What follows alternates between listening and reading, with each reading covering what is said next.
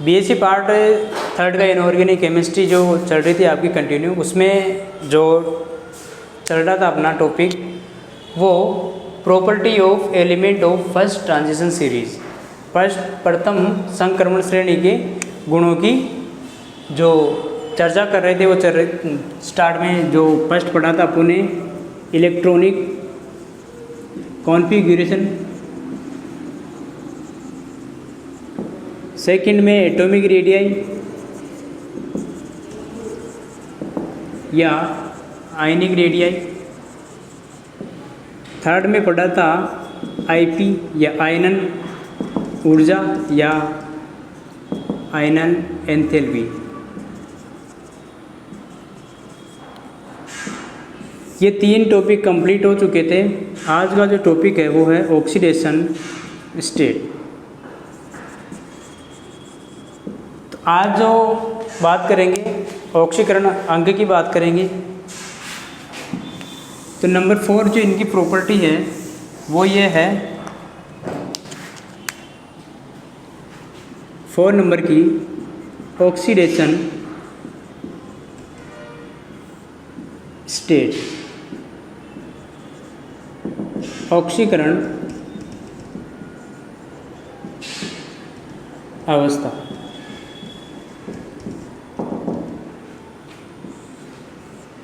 देखो ऑक्सीकरण जो अवस्था है या स्टेट है वो ये कहता है कि किसी तत्व की ऑक्सीकरण अवस्था उस आवेश के बराबर होती है जो उस तत्व के परमाणु पर रह जाती है, या यूँ कह सकते हैं कि यदि उसके यौगिक को अन्य परमाणुओं को आयनों के रूप में उससे अलग कर दिया जाए तो वो उसकी ऑक्सीडेशन स्टेट कहलाती है। तो डेफिनेशन में क्या हो गया कि ऑक्सीकरण अंग होता क्या है, तो किसी तत्व की ऑक्सीकरण अवस्था किसी तत्व की ऑक्सीकरण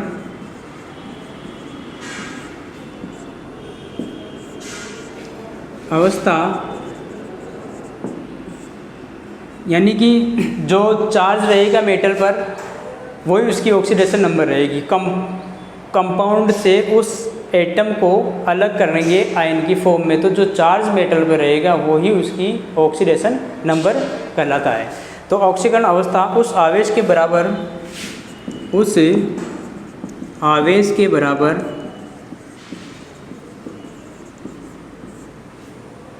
होती है जो उस तत्व के परमाणु पर रह जाती। या यूँ कह सकते हैं कि जो ऑक्सीकरण अवस्था में कि वो जो आवेश है, आवेश की इक्वली क्या हो जाएगी, उसकी ऑक्सीडेशन स्टेट हो जाएगी। यदि उस यौगिक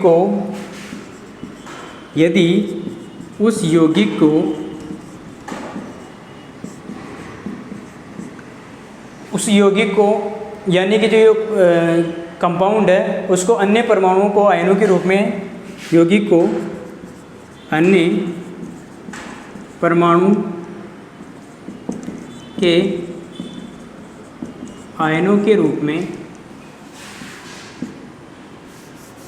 में पृथक कर दिया जाए। यानी कि यदि उस यौगिक को अन्य परमाणुओं के आयनों के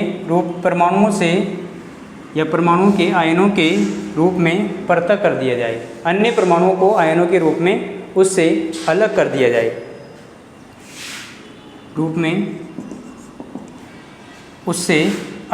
जाए, तो क्या कहलाएगी, उसकी ऑक्सीडेशन नंबर कहलाती है।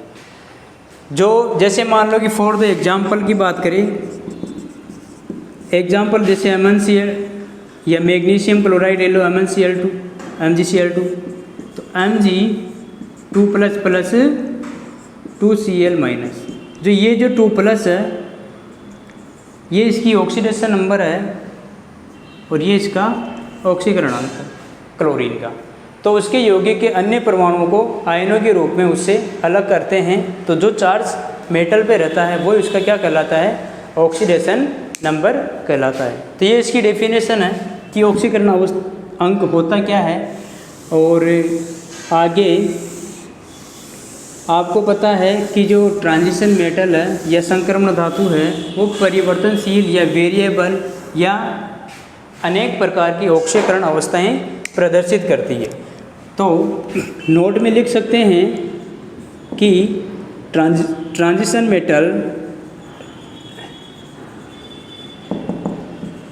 मेटल वेरिएबल या परिवर्तनशील ऑक्सीकरण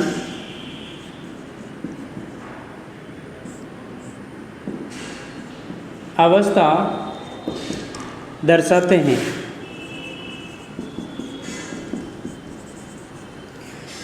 आपको पता है कि जो वेरिएबल ऑक्सीडेशन नंबर है या परिवर्तनशील या चेंजेबल ऑक्सीडेशन स्टेट है वो क्यों दर्शाते हैं। 4s और 3d उसके अंदर जो इलेक्ट्रॉन है वो बॉन्ड बनाने में पार्टिसिपेट एक साथ कर सकते हैं, या यूँ कह सकते हैं कि 4s और 3d की ऊर्जा लगभग बराबर होने के कारण 3d और 4s के इलेक्ट्रॉन बॉन्ड बनाने में पार्टिसिपेट कर सकते हैं। इसीलिए संक्रमण धातुएं परिवर्तनशील ऑक्सीकरण अवस्था प्रदर्शित करती है।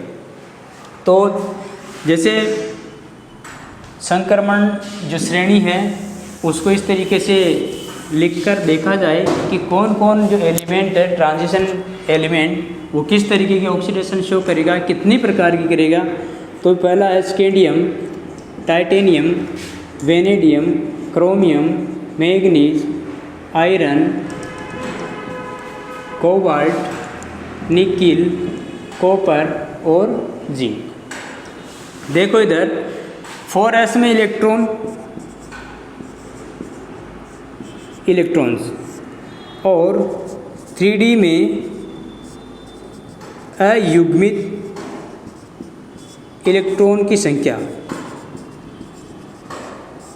देखो स्कैंडियम है उसमें 4s में 2 इलेक्ट्रॉन है, इसमें भी 2 है, इसमें भी 2 है, इसमें क्या है 1 है। आपको पहले ही बताया था लास्ट लेक्चर के अंदर कि अर्धपूरित और पूर्ण पूरित विन्यास ज़्यादा स्थायी होने के कारण ये एक इलेक्ट्रॉन डी में एंटर कर लेता है, यानी कि दो इसका क्या है और एक यहाँ पर कॉपर, इन दोनों में 4s में क्या है एक एक इलेक्ट्रॉन प्रेजेंट रहते हैं। अयुग्मित इलेक्ट्रॉनों की संख्या 1, इसके अंदर 2, 3, इसमें 5, इसमें 3 है वेनेडियम में, इसमें 5 इलेक्ट्रॉन है अनपेड, 5, 4, 3, 2 अनपेड इलेक्ट्रॉन 0 है इसमें और इसमें भी 0 है। अयुग्मित इलेक्ट्रॉनों की संख्या कॉपर में कितनी है 0, किसके अंदर 3d के अंदर। वैसे 4s के अंदर तो एक इलेक्ट्रॉन प्रेजेंट है, इसके अंदर अनपेड इलेक्ट्रॉन इसमें भी प्रेजेंट है लेकिन मैक्सिमम इसमें है। उसके बाद भी आगे देखते हैं कि जो स्कैंडियम है +2 और +3 ऑक्सीडेशन स्टेट शो करता है। ये +2, ये +3 और +4, ये +2, +3, +4, +5, ये +1 भी करता है, +2, +3, +4, +5 और +6। मैग्नीज जो होता है श्रेणी के अंदर सबसे ज़्यादा ऑक्सीकरण अंक प्रदर्शित करता है +7 तक। इसके बाद जो आयरन है वो +6 तक,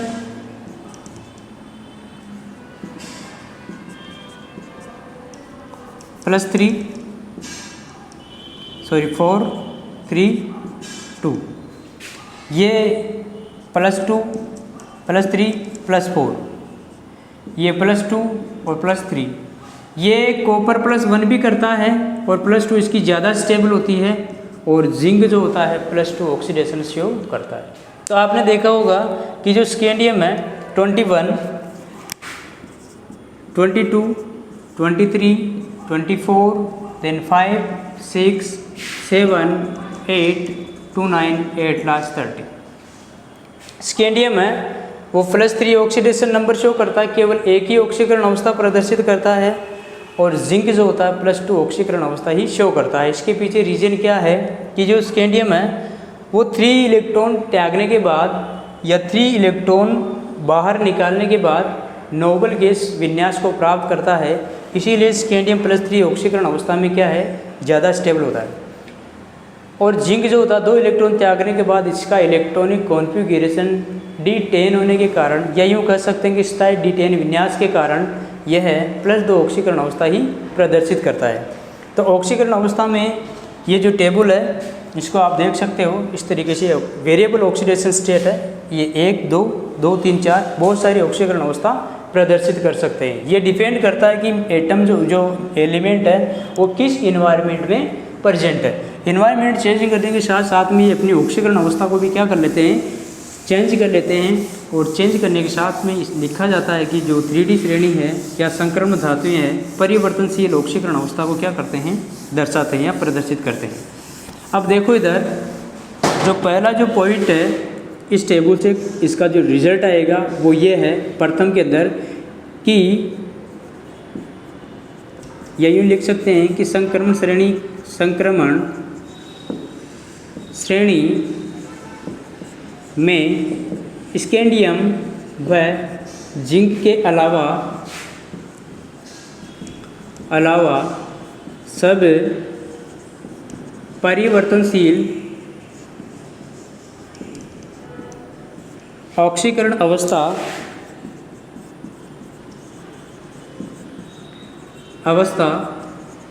दर्शाते हैं। अब ये क्यों नहीं दर्शाते हैं, इसका कारण इस तरीके से लिख सकते हैं कि जो स्कैंडियम है उसका इलेक्ट्रॉनिक कॉन्फ़िगरेशन है, आपको पता है कि ऑर्गन 3D1 4s2। जब ये स्कैंडियम 3+ में आएगा तो इसका कॉन्फ़िगरेशन क्या हो जाएगा, नोबल गैस के बराबर। तो इसकी जो स्थायी ऑक्सीकरण अवस्था है, स्टेबल ऑक्सीकरण अवस्था, वो कौन सी है, +3। कारण क्या लिखेंगे कि स्कैंडियम में 3 इलेक्ट्रॉन त्यागने के बाद 3 इलेक्ट्रॉन त्यागने के बाद नोबल गैस विन्यास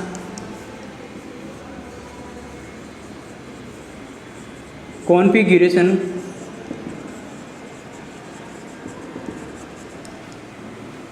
की वजह से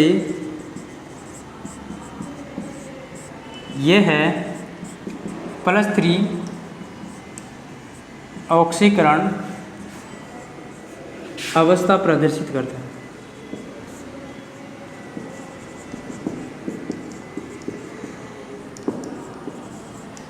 +3 स्थायी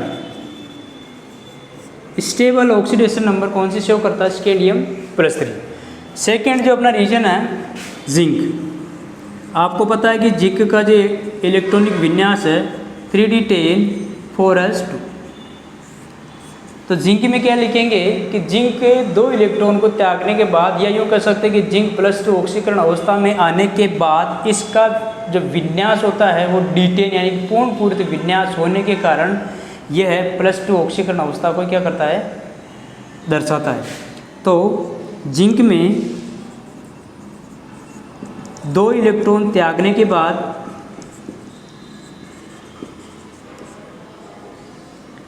बाद इलेक्ट्रॉनिक विन्यास पूर्ण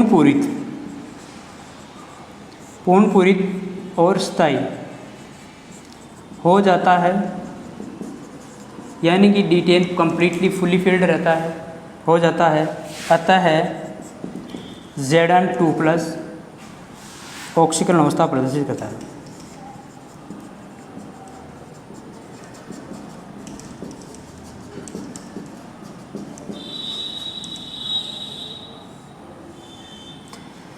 तो क्वेश्चन आता है यहाँ से कि स्कैंडियम और जिंक दोनों ही एक ही प्रकार की ऑक्सीकरण अवस्था प्रदर्शित करते हैं, क्या कारण है। और ऐसे क्वेश्चन आ सकता है कि आप जानते हो कि 3D श्रेणी है वो परिवर्तनशील ऑक्सीकरण अवस्था प्रदर्शित करती है या करते हैं, लेकिन जिंक और स्कैंडियम परिवर्तनशील ऑक्सीकरण अवस्था प्रदर्शित नहीं करता है। कारण की पुष्टि कीजिए। तो यही इसका कारण है। कारण क्या है, एक तो जो स्कैंडियम है उसमें अक्रिय विन्यास प्राप्त हो जाता है, और अक्रिय विन्यास प्राप्त होने के बाद इलेक्ट्रॉन निकालना क्या हो जाता है, डिफ़िकल्ट हो जाता है। इसीलिए ये क्या है, ऑक्सीडेशन नंबर को फिक्स रखते हैं। सेकेंड जो इसका रिजल्ट है या निष्कर्ष है, परिणाम है, वो ये है कि संक्रमण श्रेणी में या श्रेणी के तत्वों में 4s व 3d उपकोष की एनर्जी लगभग अप्रोक्सीमेट क्या होती है, लगभग बराबर होने के कारण बॉन्ड फॉर्मेशन में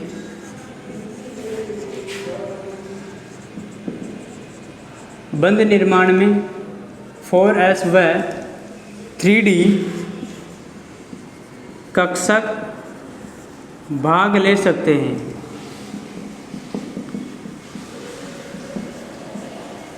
अर्थात पार्टिसिपेट दोनों ही ऑर्बिटल करेंगे, इसमें 2 इलेक्ट्रॉन रहता है, इसमें 10 तक रहते हैं। ये भी भाग ले सकता है, ये भी भाग ले सकता है। इसका कारण क्या है कि इनकी एनर्जी क्या है, इक्वल है। अर्थात संक्रमण श्रेणी के तत्व परिवर्तनशील ऑक्सीकरण अवस्था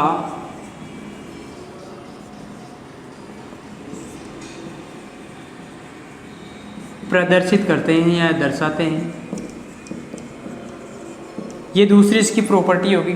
4s और 3d की एनर्जी इक्वल होने के कारण जो बॉन्ड फॉर्मेशन है या बंध निर्माण में 4s और 3d के कक्षकों में उपस्थित इलेक्ट्रॉन पार्टिसिपेट कर सकते हैं। इसीलिए ये कहा जाता है कि संक्रमण श्रेणी के तत्व परिवर्तनशील ऑक्सीकरण अवस्था प्रदर्शित करते हैं। यहाँ से भी क्वेश्चन आता है कि क्या कारण है कि संक्रमण श्रेणी के तत्व परिवर्तनशील ऑक्सीकरण अवस्था प्रदर्शित करते हैं। तो ये इसका रीजन है। और थर्ड जो है इसका वो ये है कि कोई भी जो संक्रमण श्रेणी के एलिमेंट है, वो संक्रमण श्रेणी के एलिमेंट अनेक प्रकार की क्या कर सकते हैं, जो कार्बोनिल कंपाउंड है उसके साथ में कंपाउंड बनाएंगे, और कंपाउंड बनाने के साथ साथ में क्या होगा, उनकी जो ऑक्सीडेशन नंबर है वो क्या है, 0 है। तो कार्बोनिल कंपाउंडों के साथ में या जो कार्बोनिल यौगिक है उनके साथ में बहुत सारे मेटल्स होते हैं, वो अपनी ऑक्सीकरण अवस्था को क्या करते हैं, शून्य रखते हैं। देखो इधर थर्ड जो है बात इसकी कि धातु कार्बोनिलों में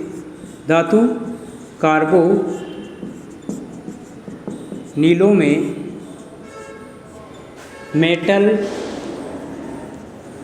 या केंद्रीय धातु परमाणु या सेंट्रल मेटल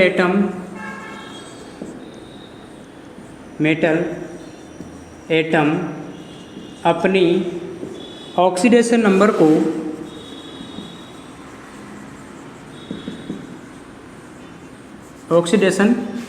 या अंक को 0 रखता है। या ऑक्सीडेशन अंक क्या है, 0 प्रदर्शित करता है। फॉर एग्जाम्पल के लिए अपन देखें कि निकिल है, निकिल कार्बोनिल, इसकी यहाँ पर निकिल की ऑक्सीडेशन नंबर क्या है, 0। या आयरन है या कोबाल्ट है, इन सभी में क्या है,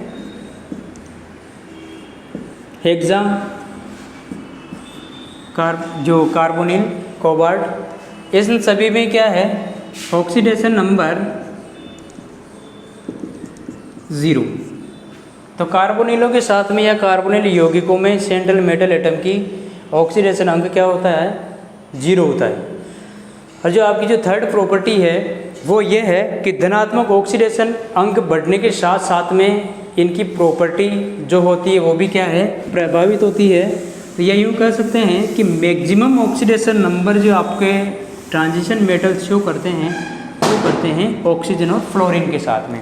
तो जो फोर्थ है आपका वो ये है कि ऑक्सीजन और फ्लोरीन के साथ बने यौगिकों में यौगिकों में मेटल ऑक्सीकरण अंक या ऑक्सीकरण अंक अधिक प्रदर्शित करता है।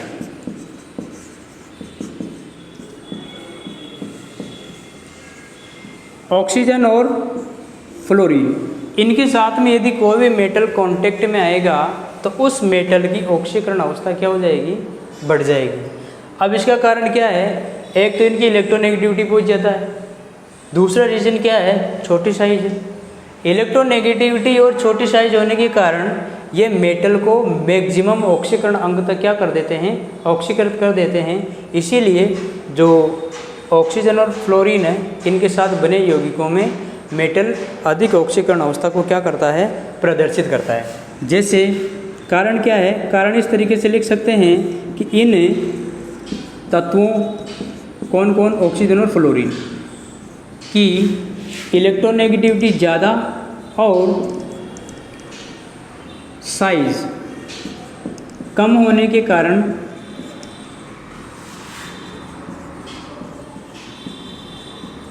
धातु को अधिक ऑक्सीकरण अंक तक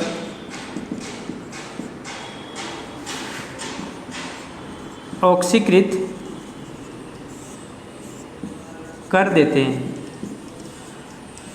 जैसे एग्जाम्पल की बात करें, एक तो MnCl2 है जिसका फॉर्म होता है, और एक MnCl7 नहीं बनता है। इसका रीज़न क्या है कि जो Cl है, Cl आकार इसका बड़ा होता है और इलेक्ट्रोनेगेटिविटी क्या होती है, कम होती है। जैसे MnO7 माइनस या Mn2O7 या MnF7, इसमें यहाँ पर Mn2 प्लस में है ये, और यहाँ पर क्या है, +7 में है, और यहाँ पर भी क्या है, +7 में है। ऐसे बहुत सारे Mn2O7 भी कर सकते हैं। तो यानी कहने का मतलब क्या है कि मोर इलेक्ट्रोनेगेटिविटी वाले एटम जब मेटल के कांटेक्ट में आते हैं तो मेटल क्या है, अपनी ऑक्सीकरण अवस्था को क्या कर लेता है, बढ़ा लेता है। आगे है 5th नंबर का जो इनका प्रॉपर्टी है, या यूँ कह सकते हैं कि ऑक्सीकरण अंक जो टेबल है उसका जो निष्कर्ष है वो ये है कि धातु कम ऑक्सीकरण अवस्था में आयनिक प्रकृति के होते हैं, जबकि ऑक्सीकरण अंक बढ़ने के साथ साथ में इनमें कोवलेंट करैक्टर भी क्या आ जाते हैं, शो होने लग जाते हैं। तो संक्रमण श्रेणी के यौगिक 6 नंबर जो भी आपका अगला नंबर है, संक्रमण श्रेणी के तत्वों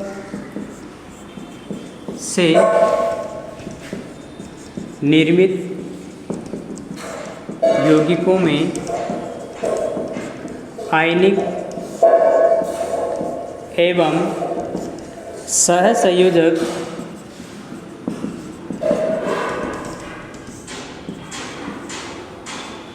दोनों बंध पाए जाते हैं। अर्थात कम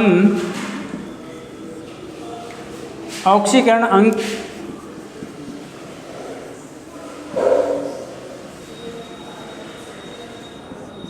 की स्थिति में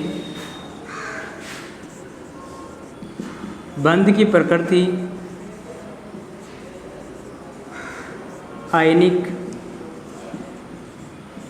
तथा अधिक ऑक्सीकरण अंक होने पर सहसंयोजक बंध का निर्माण होता है। जैसे एग्जाम्पल की बात करें MnO और MnO4। यहाँ पर Mn की ऑक्सीडेशन नंबर है, Mn व ऑक्सीजन के मध्य आयनिक बंध और Mn व ऑक्सीजन के मध्य सहसंयोजक बंध। इसमें +2 में है ये, और इसमें क्या है +7 में है। +7 में होने के कारण सहसंयोजक प्रवृत्ति क्या हो जाती है, इंक्रीज हो जाती है। इनकी यदि बनाने की हो तो इसको इस तरीके से बना सकते हैं। तो इसकी जो पोलर प्रॉपर्टी है, आप जानते हो कि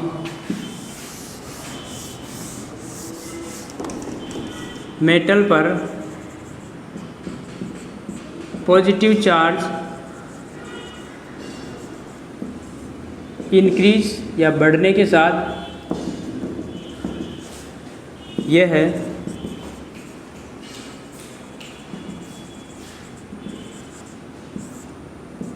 पोलर या ध्रुवण जो होता है नेगेटिव आयन, उसको दोलन करने की क्षमता इंक्रीज हो जाती है, जिससे कोवलेंट करैक्टर बढ़ जाते हैं। फायन का जो नियम है यही कहता है। तो मेटल पर पॉजिटिव चार्ज बढ़ने के साथ साथ में या उनकी ऑक्सीकरण अवस्था बढ़ने के साथ साथ में उनकी कोवलेंट करैक्टर क्या हो जाते हैं, बढ़ जाते हैं। किसी भी मेटल पर कम चार्ज होने के साथ उसमें आयनिक करैक्टर आते हैं, और मेटल पर पॉजिटिव चार्ज बढ़ने के साथ साथ में पोलराइजेशन या ध्रुवीकरण, जो नेगेटिव चार्ज उसको ध्रुवीकरण करने की क्षमता बढ़ जाती है, और ध्रुवीकरण क्षमता बढ़ने के साथ साथ में इनमें कोवलेंट करैक्टर भी क्या हो जाते हैं, बढ़ जाते हैं। Thank you so much. आज की क्लास में इतना की, और फिर बची हुई इनकी जो कुछ प्रॉपर्टी है वो नेक्स्ट क्लास में कंटिन्यू करेंगे। Thank you so much.